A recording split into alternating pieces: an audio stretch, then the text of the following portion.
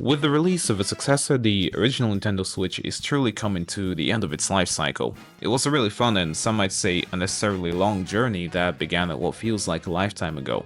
Many things have changed since 2017, but the Switch always seemed to be there for millions of gamers worldwide. Oh yeah, Mario time! I can imagine how many people will be making "here are my top 10 Nintendo Switch games of all time" or looking back at the Nintendo Switch videos, but I still wanted to share my own experience with the system because if it wasn't for this plucky little hybrid console, I probably wouldn't be making videos and be so passionate about the industry. Hell, I might have given up on the gaming hobby altogether. So, here's my love letter to the Nintendo Switch, the system that not only got me back into console gaming, but also properly introduced me to an insane catalog of Nintendo games.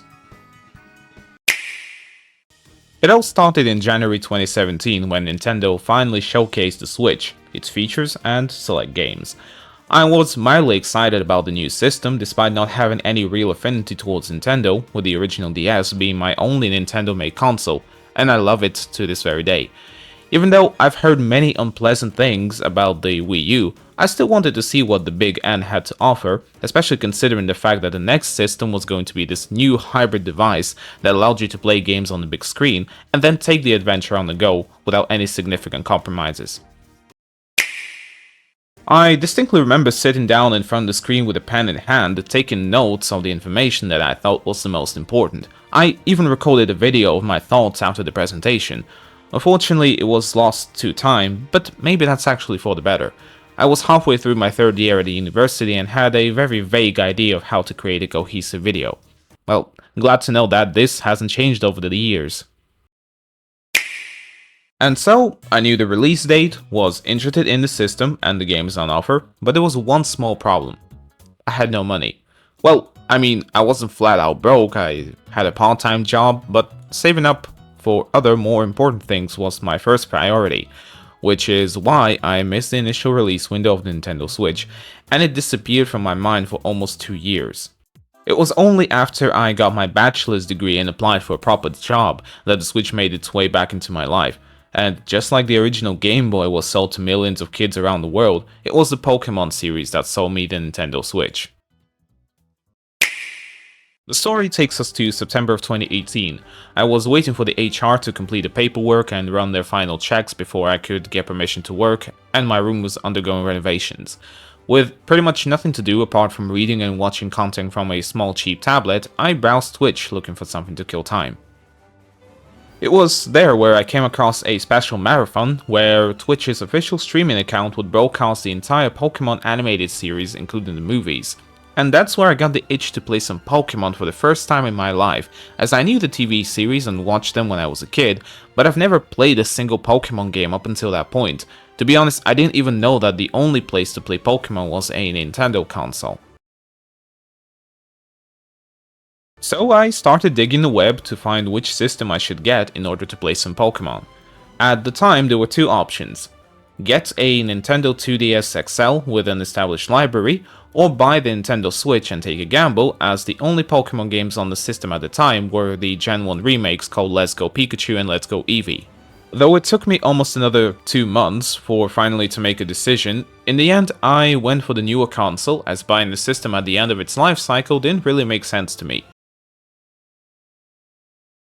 I didn't really want to get the base model with the grey or red and blue Joy-Cons, so I started looking for the special editions on offer.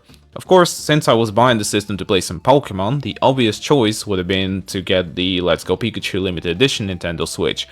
But it was almost entirely sold out by the time I checked the stores in December, so I opted for the second best option that I could, the Diablo 3 edition, and to this day, it's one of my go-to consoles. Those winter holidays were truly special as I got a bunch of games with my new Nintendo Switch: Mario Kart 8, Super Smash Bros. Ultimate, Super Mario Odyssey, Diablo 3 as a download code that came with the console, and of course Pokemon Let's Go Pikachu. A lot more than I picked up with the recent Switch 2, that's for sure. This is how I rediscovered my passion for video games and learned that not every game has to be complex, have the best graphics, and overload you with cutscenes and exposition to be fun. First and foremost, it should bring you joy. And this is exactly what most Nintendo games are for me. A joyful experience where I can just sit back, relax, and let the gameplay do the talking. The Switch has been a part of my gaming setup ever since, with a healthy collection of games which continues to expand as I track down the titles I really want for the system. It's actually another thing for me when it comes to Switch games.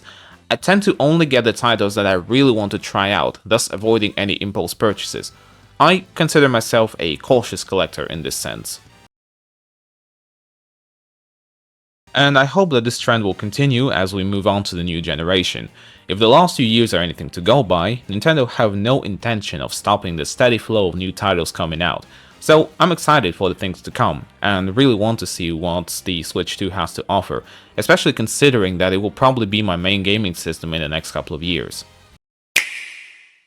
Speaking of which, I've had the latest Nintendo console for about a month now, and it brings joy to me every single time I turn it on.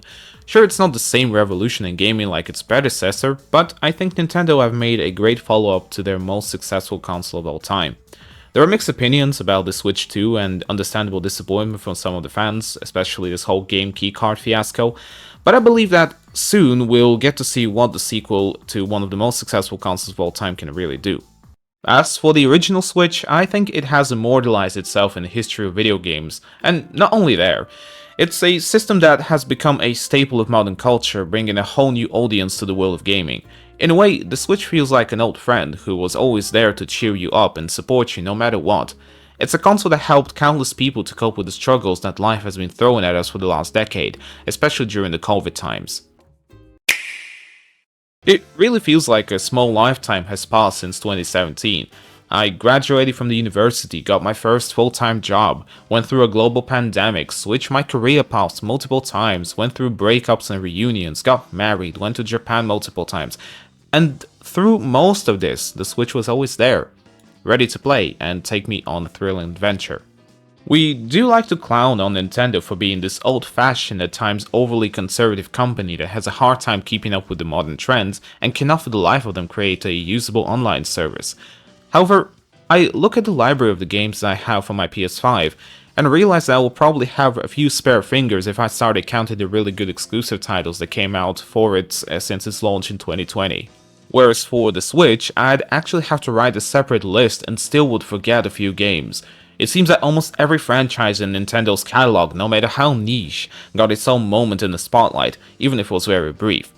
We got so many longer-awaited and sometimes completely unexpected releases that I'm still catching up to, and will probably spend a fair chunk of my time using the Switch 2 as a platform to finish my original Switch library. While most publishers and console manufacturers have shifted their focus to creating Apple-esque ecosystems with subscription-based services, Nintendo just stuck to what they do best: make games that everyone can enjoy. And at the end of the day, isn't this the reason why we pick up a controller after finishing our regular chores? Just to sit back, relax, and have a good time? Nobody knows what the future has in store for us, and will there even be a gaming industry the way we know it today in 10 years?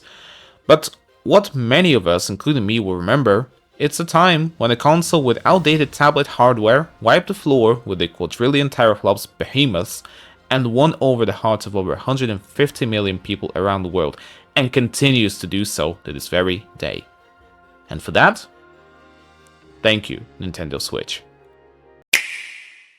And what about you? What are your most cherished memories of the Nintendo Switch? What are your favorite games? Let me know in the comments down below. Thank you so much for watching. If you enjoy this content, please consider liking and subscribing. Take care, have a great time, and see you in the next video. Bye!